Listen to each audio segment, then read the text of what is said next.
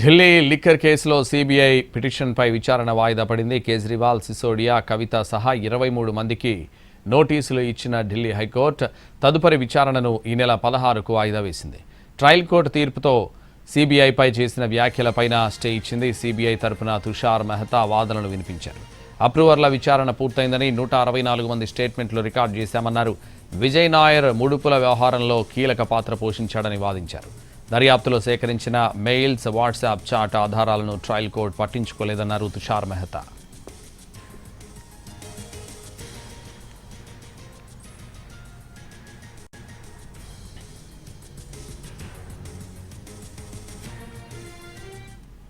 Delhi liquor కేసులో CBI పిటిషన్పై విచారణ వాయిదా పడింది. కేజ్రీవాల్, సిసోడియా, కవిత సహా 23 మందికి నోటీసులు ఇచ్చిన ఢిల్లీ హైకోర్టు తదుపరి విచారణను ఈ నెల 16కు వాయిదా వేసింది.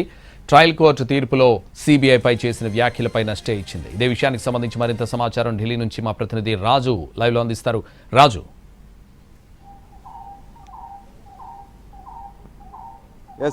సంతోష్, ఢిల్లీ ఎక్సైజ్ పాలసీకి సంబంధించినటువంటి సీబీఐ కేసులో హైకోర్టులో విచారణ జరిగింది. ఢిల్లీ హైకోర్టులో గత నెల 27వ తేదీన ట్రయల్ కోర్టుగా ఉన్నటువంటి రౌజ్ ఎవెన్యూ కోర్టు ఇచ్చినటువంటి ఆదేశాలు ఏవైతే ఉన్నాయో, అంటే ఈ కేసులో అందరికీ కూడా క్లీన్ చీట్ ఇవ్వడమే కాకుండా కేసును డిశ్చార్జ్ చేసింది ట్రయల్ కోర్టు.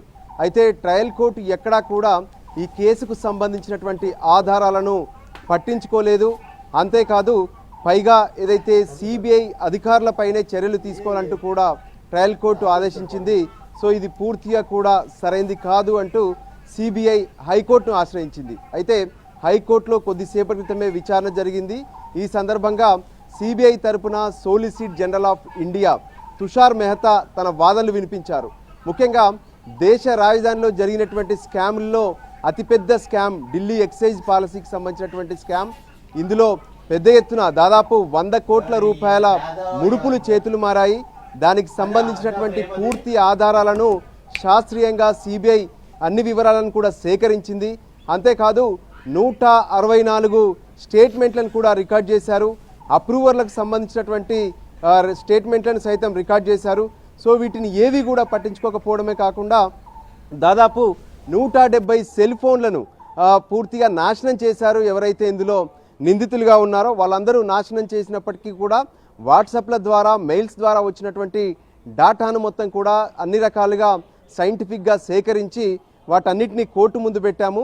కానీ కోర్టు వాటిని ఏవి కూడా పట్టించుకోకుండా, అంటే సిబిఐ వాదనలు ఏమాత్రం పట్టించుకోకుండా అందరికీ క్లీన్ చీట్ ఇవ్వడం సరైంది కాదు. ఈ వివరాలన్నింటినీ కూడా మళ్ళీ పరిశీలించాల్సినటువంటి అవసరం ఉంది. ఢిల్లీ లిక్కర్స్ కేసుకు సంబంధించినటువంటి అన్ని ఆధారాలు కూడా తమ వద్ద ఉన్నాయి. అప్రూవర్ల విచారణ జరిగింది. తర్వాత అసలు నిందితులకు సంబంధించినటువంటి ట్రయల్ జరగాల్సినటువంటి సమయంలోనే ట్రయల్ కోర్టు ఇటువంటి ఆర్డర్ ఇవ్వడం ఆశ్చర్యం వేస్తుందనే విషయాన్ని కూడా తుషార్ మెహతా తన వాదనలో వినిపించారు. దాంతో కేసు విచారణ జరిపినటువంటి జస్టిస్ స్వర్ణకాంత శర్మ ఈ కేసును మార్చి 16కు వాయిదా వేయడంతో పాటు మరోవైపు ఇందులో ఉన్నటువంటి, అంటే ప్రతివాదులుగా ఉన్నటువంటి వాళ్ళందరికీ కూడా నోటీసులు జారీ చేశారు. వాళ్ళు ఈ నోటీసుల పైన రిప్లై ఇవ్వాల్సి ఉంటుంది. ఇక మరోవైపు ఏదైతే ట్రయల్ కోర్టు ఇచ్చినటువంటి ఆర్డర్స్లో ముఖ్యంగా సిబిఐ ఇన్వెస్టిగేషన్ అధికారి ఎవరైతే ఉన్నారో ఆయన పైన శాఖాపరమైనటువంటి చర్యలు తీసుకోవాలంటూ ఆదేశాలు జారీ చేసింది ట్రయల్ కోర్టు. ఆ అంశం పైన హైకోర్టు స్టే ఇచ్చింది. సో ఓవరాల్గా కూడా ఢిల్లీ లిక్కర్ పాలసీకి సంబంధించినటువంటి విషయంలో, అంటే అప్పటి ముఖ్యమంత్రి, ప్రస్తుత మాజీ ముఖ్యమంత్రిగా ఉన్నటువంటి కేజ్రీవాల్, అప్పుడు డిప్యూటీ సీఎంగా ఉన్నటువంటి మనీష్ సిసోడియా, మరోవైపు కల్వకుంట్ల కవిత, దినేష్ అరోరా, మాగుంట రాఘవరెడ్డి, దాంతోపాటు అరుణ్ రామచంద్ర పిల్లై, ఇలా దాదాపు 23 మంది ఈ కేసులో ఉన్నారు. ముఖ్యంగా సౌత్ లాబింగ్ పేరుతో జరిగినటువంటి లాబింగ్ సమావేశాలకు సంబంధించినటువంటి అన్ని అంశాలను కూడా దినేష్ అరోరా ఈ సమావేశాలకు హాజరయ్యేవాడు. ఆయనే వివరాలన్నింటినీ కూడా కోర్టు ముందు చెప్పాడు. అయినప్పటికీ కూడా ఈ విషయాలను ట్రయల్ కోర్టు పట్టించుకునే విషయం చెప్పడంతో పాటు గోవాలో జరిగినటువంటి ఎన్నికల్లో ఆమ్ ఆద్మీ పార్టీ ఈ ముడుపులు ఏ విధంగానైతే చేతులు మారాయో 100 కోట్ల డబ్బు, దాన్ని మొత్తం కూడా అక్కడ ఎన్నికల ఖర్చు కోసం ఉపయోగించారు. ఇందులో 44 కోట్ల 50 లక్షలు హవాలా రూపంలో తరలించారనే విషయాన్ని కూడా కోర్టు ముందు తుషార్ మెహతా తన వాదనలో వినిపించారు. మొత్తానికి ఈ కేసులో ప్రతివాదులందరికీ కూడా హైకోర్టు నోటీసులు జారీ చేసింది. మార్చి 16న ఈ కేసుకు సంబంధించి మరోసారి విచారణ జరగబోతుంది.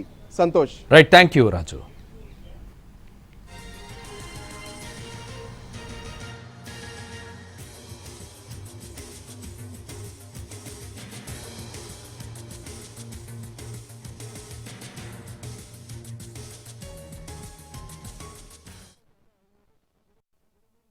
The Solicitor General argued this case and vehemently put our point. And after hearing him, the court has issued notice. Court has also stayed any adverse remark against the officers of CBI and the CBI itself. And the court has also noted that there is a ED case going on, and that ED case, if it comes for hearing because of the legal implications, it will be decided only after the outcome of this case. Sir, the High Court. The Solicitor General argued this case and vehemently put our point. And after hearing him, the court has issued notice. Court has also stayed any adverse remark against the officers of CBI and the CBI itself. And the court has also noted that there is a ED case going on, and